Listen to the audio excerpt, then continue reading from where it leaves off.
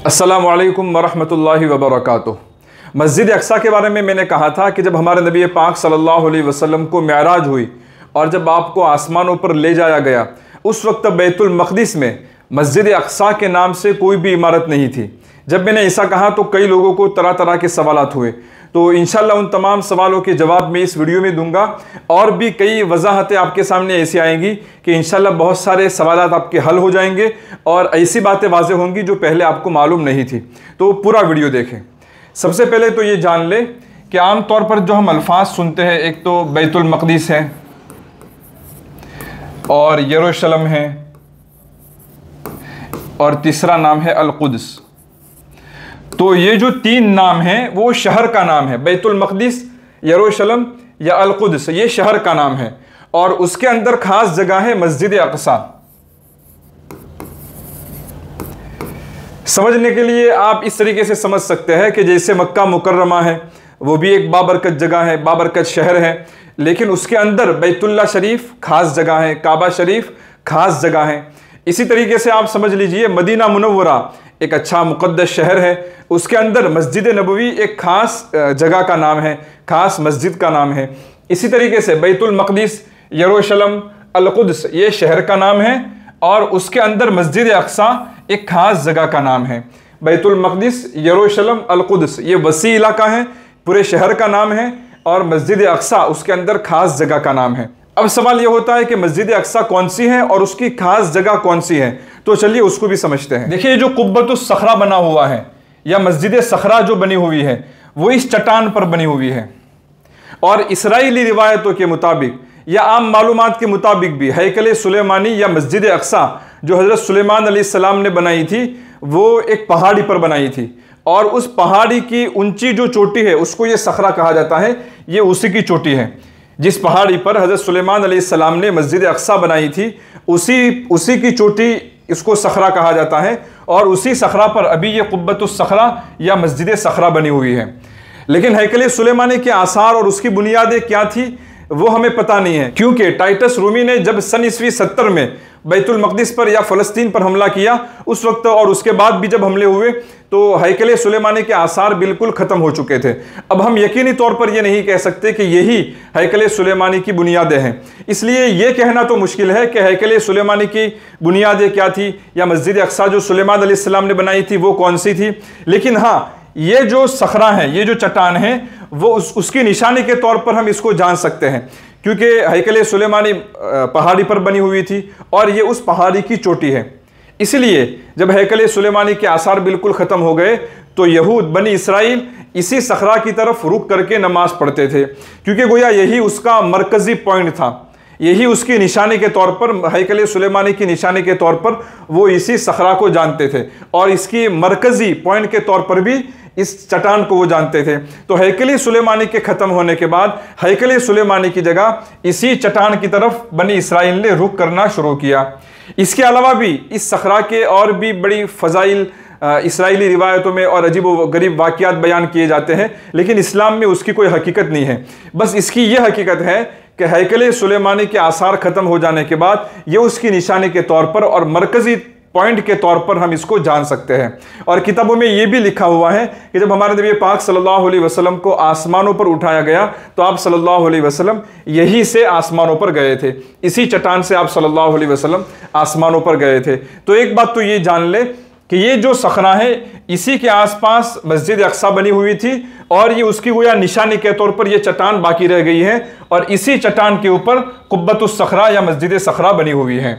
जब हमारे नबी पाक सल्लल्लाहु अलैहि वसल्लम को मेराज कराई गई उस वक्त ये इमारत मौजूद नहीं थी और इसके अलावा भी मस्जिद अक्सा के नाम से कोई इमारत मौजूद नहीं थी, लेकिन उसका मतलब ये नहीं होता है कि मस्जिद अक्सा नहीं थी। आप समझने के लिए इस तरीके से समझ सकते हैं कि अगर कोई जालिम आकर के बैतुल्लाह शरीफ को गिरा दे, ढा दे, तो ऐसा नहीं होगा कि बैतुल्लाह शरीफ खत्म हो जाएगा, काबा शरीफ खत्म हो जाएगा, बल्कि बैतुल्लाह तो अपनी जगह बाकी रहेगा। वो जो इमारत है उसका नाम बैतुल्लाह नहीं है, बल्कि वो जो ज़मीन का टुकड़ा है वो ज़मीन का टुकड़ा आसमान तक बैतुल्लाह है। अब चाहे वो इमारतें बदलती रहें या कोई जालिम आकर के उसको गिरा दे, आदम अलैहिस्सलाम से लेकर के वो बैतुल्लाह ही है।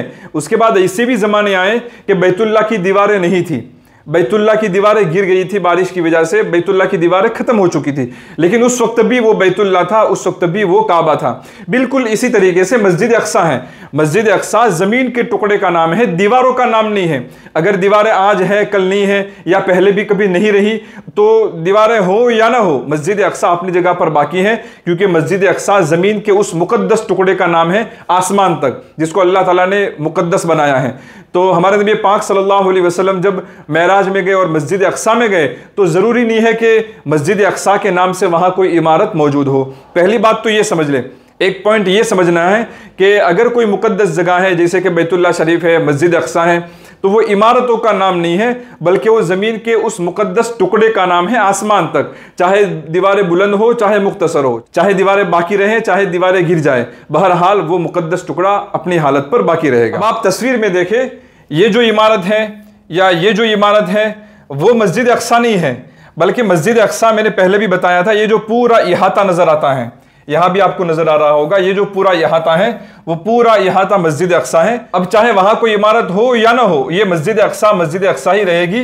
इमारतों के होने न होने से उसमें कोई फर्क नहीं पड़ेगा। अब जब हमारे नबी पाक सल्लल्लाहु अलैहि वसल्लम ने मेराज की, उस वक्त मस्जिद अक्सा के नाम से वहां पर कोई इमारत नहीं थी, कुब्बतुस सखरा या मस्जिद अक्सा के नाम से वहां पर कोई इमारत नहीं थी। हाँ, इस इहाते के अंदर और भी छोटी बड़ी तामीरें होंगी, जैसे कि ये दीवार है, दीवार बनी हुई होगी।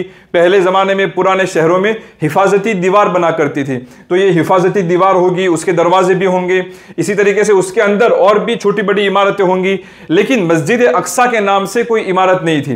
तो ये पूरा इहाता जो है वो मस्जिद अक्सा है। हमारे नबी पाक सल्लल्लाहु अलैहि वसल्लम जब मेराज में गए तो ये इहाता था, मतलब ये मस्जिद अक्सा की जगह थी, और उसके अंदर हो सकता है कि ये हिफाजती दीवार भी हो और उसके अंदर छोटी बड़ी और भी इमारतें बनी हुई हो। और जब कुफ्फार मक्का ने हमारे नबी पाक सल्लल्लाहु अलैहि वसल्लम से सवालात किए, तो उस वक्त आप सल्लल्लाहु अलैहि वसल्लम ने जो जवाब दिया वो इन्हीं इमारतों के बारे में आप सल्लल्लाहु अलैहि वसल्लम ने जवाब दिया था।